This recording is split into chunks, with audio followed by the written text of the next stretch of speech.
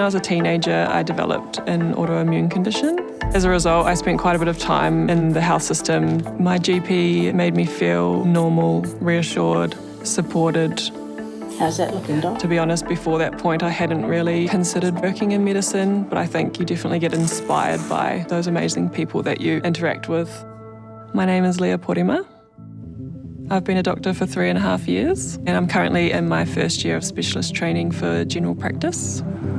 My whānau from my dad's side are from Kāwhia, so my hapu is Ngāti Hikairo of the Tainui Waka.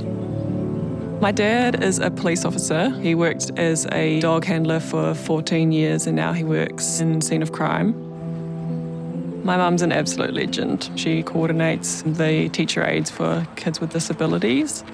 She definitely taught me the importance of caring for others and being there for the people that you love. I honestly just didn't know anything about med school. I didn't know what I was getting myself into. I always struggled with chemistry. I actually failed at high school, but I really loved biology and I always found the human body really fascinating. I think the workload and pressure at medical school is huge. It's a lot more than people think. Whilst you're working full-time, sometimes more than full-time hours, you also have to make time for study, for exams and things. In my second year working as a doctor, I did a postgraduate certificate in paediatrics. I also explored obstetrics and gynecology because working with women is something that I'm passionate about as well.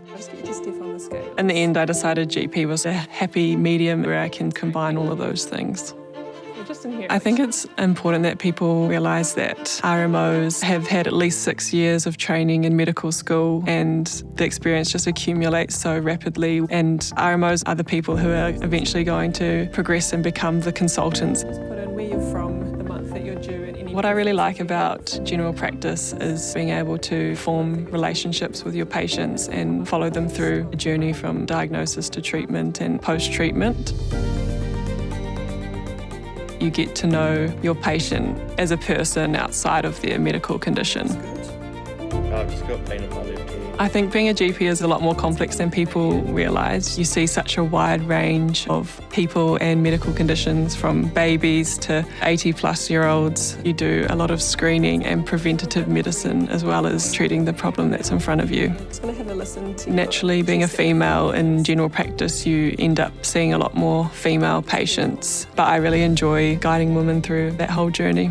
It's all okay. Part of the role is offering general health checkups, and that might include blood tests to screen for conditions like diabetes or high cholesterol, and picking that up nice and early. It's sounding good. Learning to weave korowai, it's really special to me. It's something my ancestors have done for many, many years. It helps me feel connected to my culture as well as switch off from work.